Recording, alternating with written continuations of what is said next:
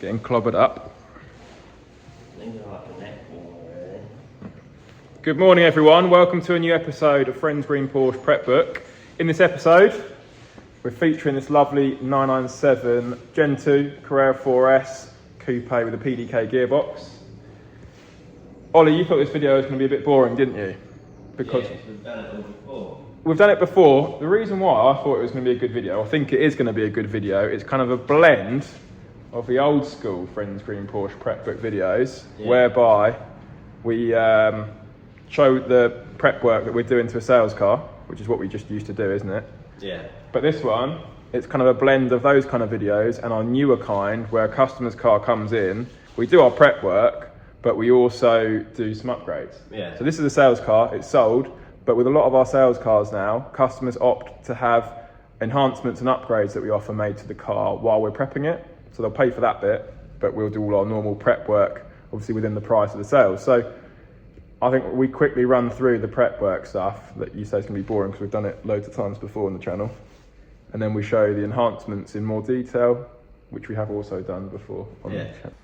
So a quick background on this car, just very quickly. So it's two previous owners, it's done 70,000 miles, and it's always been looked after and has been on the Porsche extended warranty, which is quite rare on a car that's now 14 years old. Because it's been on that warranty, because it's had low owners, and because we're very picky with the cars we buy, it doesn't need an awful lot of mechanical prep work, but there are a couple of jobs that 997s now all need if they haven't been done already, apart from a very small amount. Front crossover pipes, crossover coolant pipes that run across the front subframe, and rear lower control arms. Is that the lot for the prep? There's some trivial miscellaneous, isn't there? What have we got? Yeah, near side tail lamp unit, renew front wiper blade, fuel cap retainer string. I'll show the unit. Hasn't the lamp already been done? Yeah, the lamp's been done. Yeah. So the 997 Gen 2s have a tendency to fill with water, basically, the rear lights. I'm not sure why. Maybe it's because the LEDs, this is my theory potentially, get a lot hotter. Was it that one? Yeah, it's that one. Compromise the glue that seals them, and then they fill with condensation, they start playing up. So what are the other trivials? That? We've got the wheel. Front wiper blades, fuel cap retainer string, we always do. The offside air duct slats are broken. Oh yeah, okay.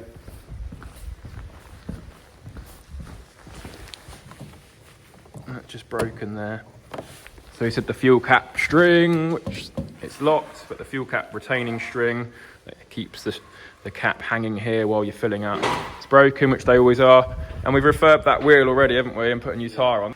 So we put a brand new tyre and refurbish the wheel. And then what, should we just keep the enhancements until after we've done this? Yeah. Oh yeah, so rear lower control arms, we'll show that now, what's wrong with them. Crossover pipes, we'll show what's wrong with them. Do a time lapse, and then we'll show you the more interesting bit, the enhancements.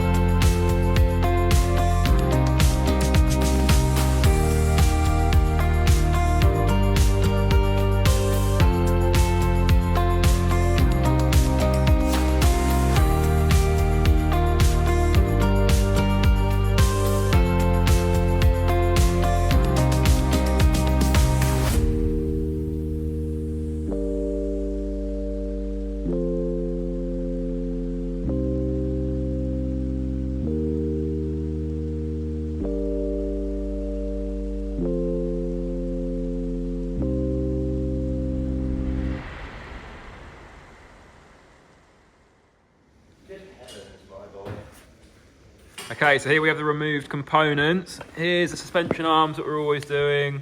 These look to be the originals that came with the car from factory because they've got the Porsche markings on them still. So what happens is these bushes here start to perish. These ones start to delaminate away from the body like that, and eventually they'll start creaking as that bush moves independently to the metal arm. Crossover pipes that you've seen us do loads of times. These weren't too bad. They weren't actually leaking yet, but you can see the end joins there just corroding. So they've been changed.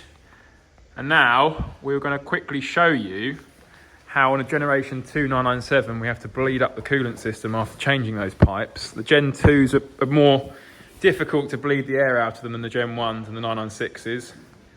So go on, Ollie, you take it away. What's going on?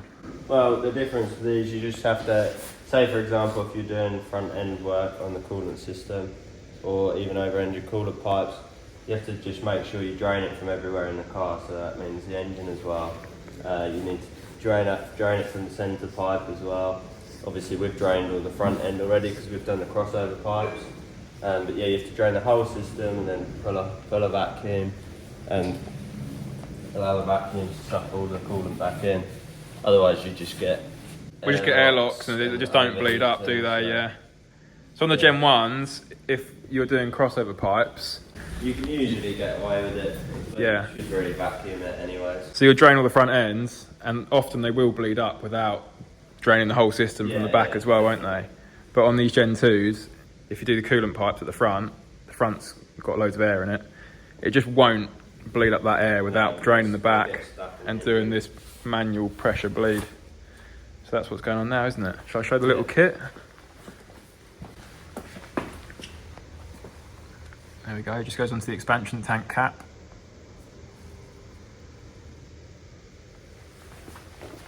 What sort of pressure do you generally set this at? It goes at, we take it to -20. We just connect the airline onto there. That's it, isn't it? Yeah, move on to the upgrades. Do you want to show where you drain it from the rear on the engine? Can I see it? Yeah, you should be able to see it. It's at the back here. You got a torch? Yeah. If you come to the back here. Yeah, I can see it. So you've got one drainage point there. Yeah? One drainage point here. Yep. And then on the other side of the engine, I might struggle to see it, but there's another drainage point here. I think I got it. Ugh. And you say the centre pipes as well? Yeah. Oh god, the camera's going berserk. There we go, there are the centre, the hoses that meet the over engine pipes to the front to rear pipes.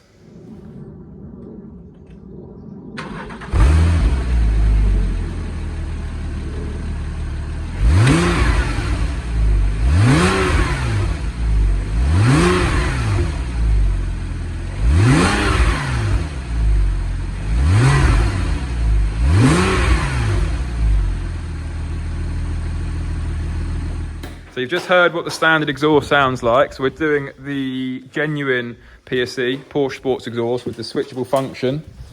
And that is now going on the car. How far have you got, Ollie? We're just putting in the vacuum lines now. And then we're going to move on to the electrical side of it. So we've done a whole video on this before, so we won't go into the whole details of it because it'll be boring, as Ollie suggested earlier on. So you can watch that video if you haven't already.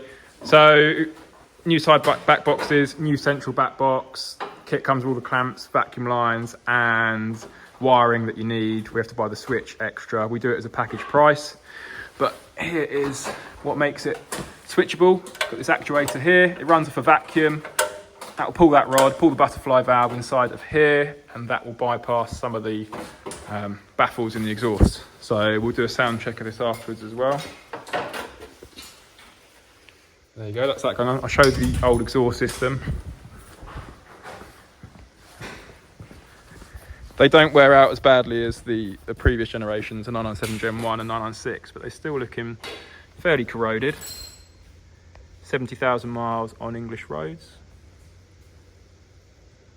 The tailpipe tips are also a slightly different style, so that's the style of the standard ones. We'll show the PSE ones afterwards. Bolts don't like amps.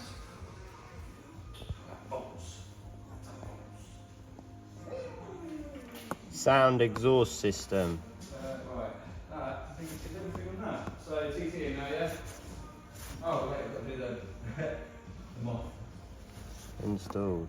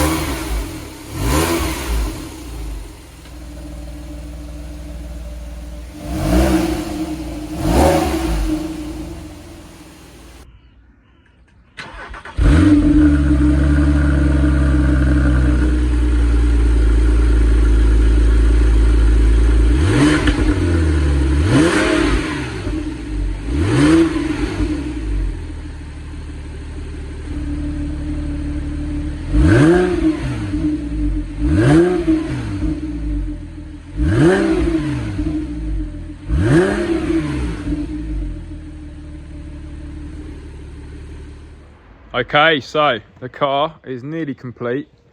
That was the first of the additions that he chose to make, the Porsche switchable exhaust upgrade, which is all done. You just heard it in its loud mode in comparison to the previous standard exhaust. Now, the next and last upgrade. Well, actually, I forgot about the red seat belts, didn't I? We've got a set of red seat belts in here. The last upgrade we're doing, which he's opted for, is we're changing the original design steering wheel, which has the PDK shifters here. That is to change up and that is to change down, and it's the same on the other side, up and down. For the sport design steering wheel, which was a factory option, paid option, but we can retrofit it to work exactly as it would have come out the factory. So you've got the PDK shifters behind, so that one is down and that one is up. Oh yeah, and we've retrimmed PDK shifter and the handbrake lever. Yeah. So this car was factory spec'd with a special order red stitching on the seats. So we've done that handbrake lever to match. Lovely jubbly.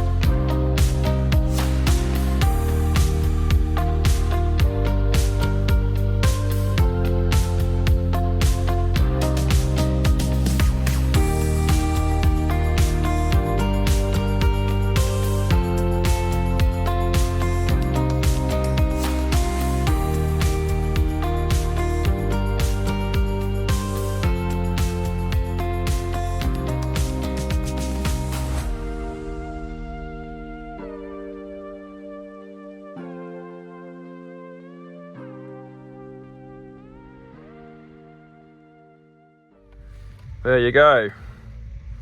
We find that the sport design steering wheel, the shifters are just much more intuitive and natural. Downshift, upshift, rather than, like I was explaining, clicking that button either side in to go up a gear and towards you to go down a gear. It just looks nicer as well. They do have, if I can zoom in there you can see Sports and Sports Plus.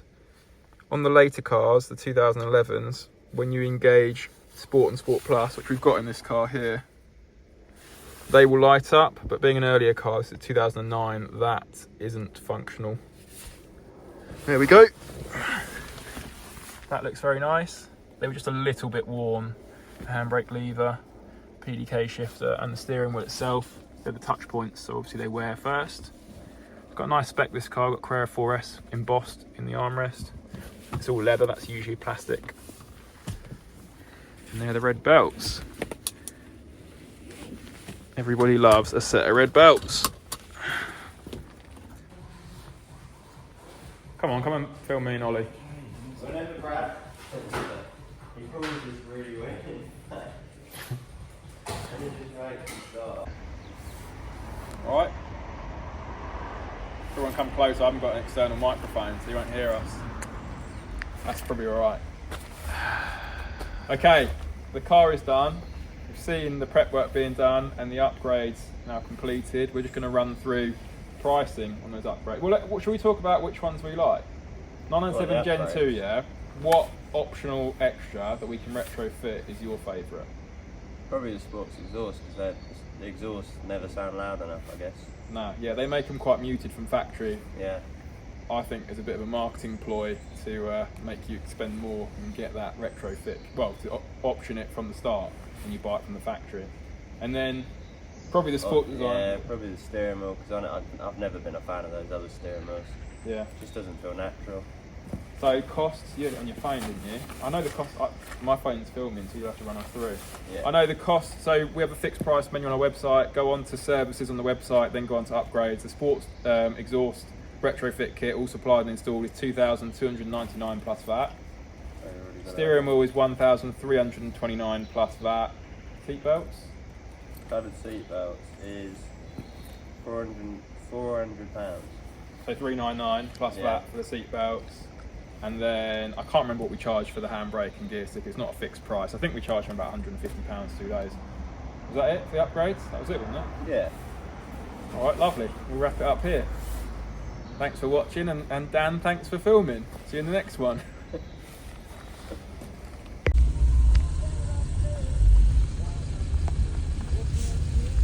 Dan, watch this.